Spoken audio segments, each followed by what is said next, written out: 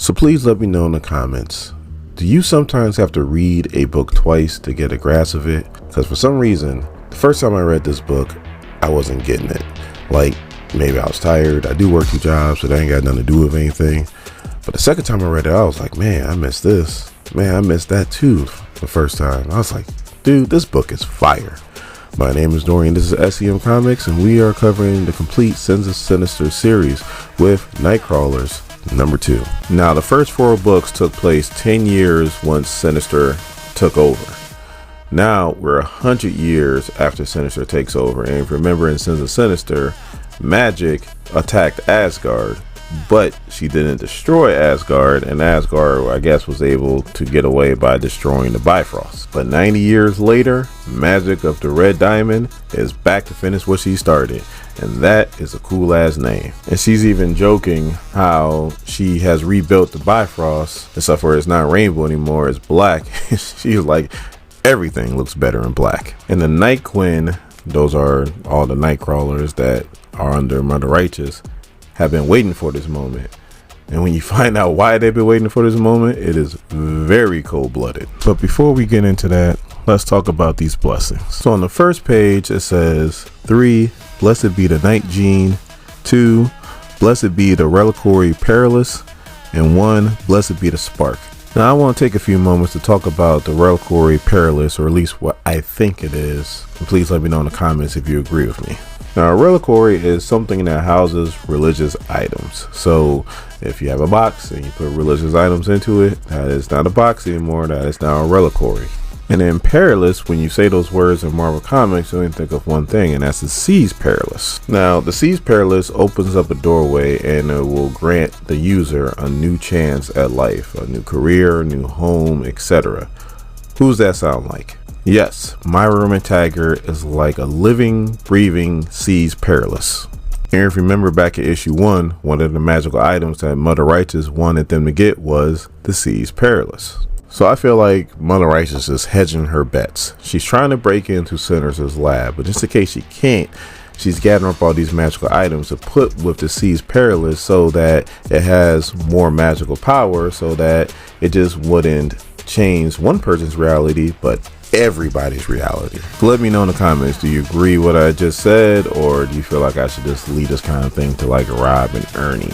Please let me know in the comments. And if you feel like I'm off, what is your idea, or what do you think the reason why she's gathering up all these items? And what is the reliquary perilous? So now back to Magic. I'm sorry, Magic of the Red Diamond. God, that's a cool name. So the first time Magic showed up, she clapped Asgard's cheeks and they barely escaped. Now she's back. Not only is she clapping those cheeks like she did before, but now she's equipped with the new chimeras that Sinister has developed.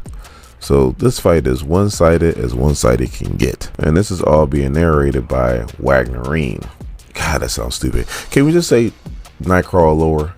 I'm just gonna call her Nightcrawler lore. I'm not calling her Wagnerine. So Asgard has nothing to feel bad about because we'll just call them the Red Diamond Clique. Clap everybody, including the great and mighty Shi'ar Empire. So when it comes to space in Marvel Comics, it doesn't get too much more powerful than the Shi'ar. It normally goes Shi'ar, the Badoon, the Kree, the Skrulls. Those are like your 4 major ones. So to take the Shi'ar down, yeah, you're doing something. And then the way they took the Shi'ar out is just nuts, because it only really took one person. They sent Professor Xavier to the Shi'ar home planet, and he was in like the spacesuit above the planet, and it had a bunch of these like duplicate brains all around them, and he used it to give everybody on the planet one little suggestion, that everybody's out to get them, and then they start killing themselves. And the Night Queen used that distraction to steal 6 shards of the Immoral crystal. And if you're an old school X-Men fan, you know how powerful the Immoral crystal is. So this is what the Night Queen do. They come in when the Red Diamond Clique is taking out civilization, and while the civilization is pretty much trying not to die, they use that distraction to steal whatever magical items that they have. And Loki sees one of them and tries to talk to him. He's like, look, the enemy of my enemy is my friend, so why don't we help each other? But they ain't trying to hear it, because we see on the next page why they're there. They're there to get Mjolnir. But the king of Asgard is not going out without a fight. Unfortunately, it's not much of a fight, because Nightcrawler Lord just comes and just cuts his arm off. So Thor is now thoroughly defeated, but he still feels confident that none of the Night Queen will be able to pick up Mjolnir. And then comes Lost in Shadow. We finally got a cool name for one of these Nightcrawlers, because it's been horrible so far. But Lost in Shadow, that's a cool ass name. Now she is a mixture of the mutant Lost and obviously Nightcrawler. Now Lost can control gravity. So what she does is she just comes down and she just controls the gravity that's around Mjolnir, and she's able to just levitate it. So if you remember back in Nightcrawlers #1, they had the brain of Fabian Cortez. His mutant power was to boost other people's mutant powers. So by having the brain there, they're able to teleport to longer distances.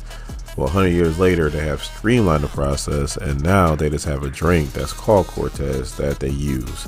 Now, how did they take the brain and turn it into a drink? I do not know, but pretty much they use it in the same way. And then to make matters worse, they leave, and now Asgard is going to fall to some Sinnerized frost giants. Is anybody safe from not becoming a Sinister? So on the next page, we have a ship that is not powered by a flux capacitor, or it's not powered by warp drive. No, it is powered by the mutant chamber. They clone like 4 to 5 of them, and that's how the spaceship moves in space. And Vox Ignis has come to visit the Nightkin, but mostly he's come to visit with Nightlore. And as he's walking, he sees that Summer Night, oh, that's a cool name, as a cross between Nightcrawler and Cyclops, is getting his last rites because the Sinister Diamond is starting to win the battle and take him back over. So Vox Ignis asks Laura what happened, and she goes, well, great trauma can cause the Diamond to win the battle again. And Vox Ignis is like, well, what trauma? And Laura's like, don't act like you don't know. So when Sinister made the Nightkin, they pretty much don't have any reproductive organs. But Laura has been pretty much stealing magical items for about almost 100 years now. And a lot of those magical items have healing properties. So eventually her reproductive organs were healed. And her and Summer Night actually were together, and they had a baby. It was a great moment, and it lasted about 10 seconds. All of a sudden their golden baby started glowing, and then it just bammed out of nowhere. She don't know where it went. It could have bammed into the heart of a star. It could have bammed into like the middle of a void. She doesn't know. And then to make matters worse, Mother Righteous puts the baby in the middle of their religion. So now this is like little baby Jesus, and it's just too much for Summer Night to take. How can he worship a baby that he should be holding his hands? Dolores says she pretty much lost half her heart when her baby disappeared, and now that Summer Night has been sacrificed to the force field at Sinister's lab, she lost her other half. And overall, it's just looking bad for the Nightkins. They're running low on, they call it the flesh of Cortez, which extends their leaps. That's the thing that they drink, which we already talked about. And also too, it took him 100 years, but Sinister, I think, finally realizes that there's something wrong with the Nightcrawler Chimera, so he just stopped making them. And on top of this, Mother Righteous keeps making the list of sacred items needed to build a reliquary perilous bigger and bigger, to the point to where Nightcrawler Laura is just thinking to herself that they're going to be dead way before this thing is completed.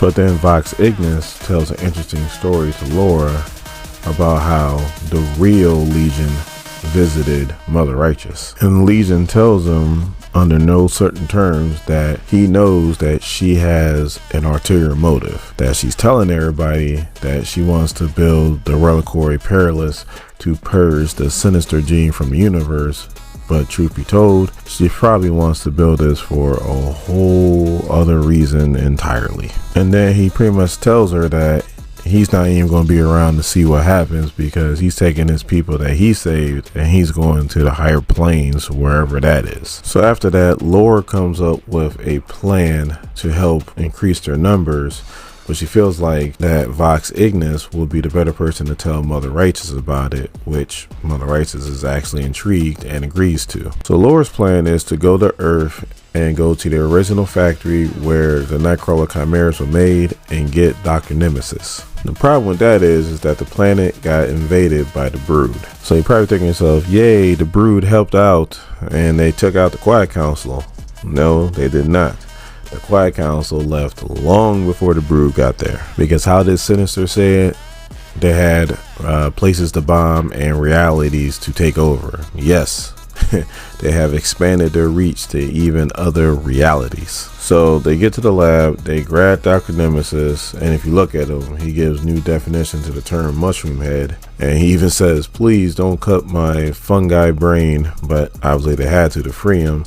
They bamf back to Mother Righteous. They pretty much say, hey, we got Dr. Nemesis. Now we can hopefully expand our tribe. She's like, oh, yay. Okay, fine. He can serve me for a few centuries. But then there's a big bamf. And in comes the original Nightcrawler, who he still looks like a crazy looking demon. And he is pissed. And he grabs Mother Righteous and just throws the hell out of her. And he is like all over Mother Righteous. But then she hits him with some like magical energy and distracts him for a second, grabs his sword, and then cuts down Nightcrawler. And she did it like Stone Cold style. Like, if you want me to grab a big ass sword out of a magic hole from my chest, give me a hell yeah. So then Laura is obviously devastated and she goes to attack Mother Righteous. When Mother Righteous just snaps her fingers and hits Laura with something that pretty much takes her down. And then she's pretty much telling Vox Ignis to take care of Laura. He doesn't want to, and Mother Righteous is like, not you too.